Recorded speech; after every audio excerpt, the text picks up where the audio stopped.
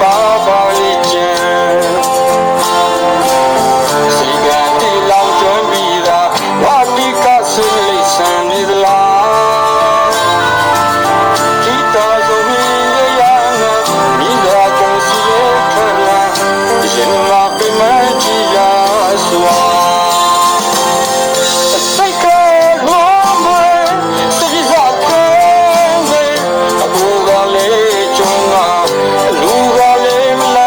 ဘသူအကိုတွင်မြဲတမ်းရှိပြီးမှာစိတ်ချပြီးနေဝသနာပြီးငဲ့ချီအောင်တင်းသိမတွေ့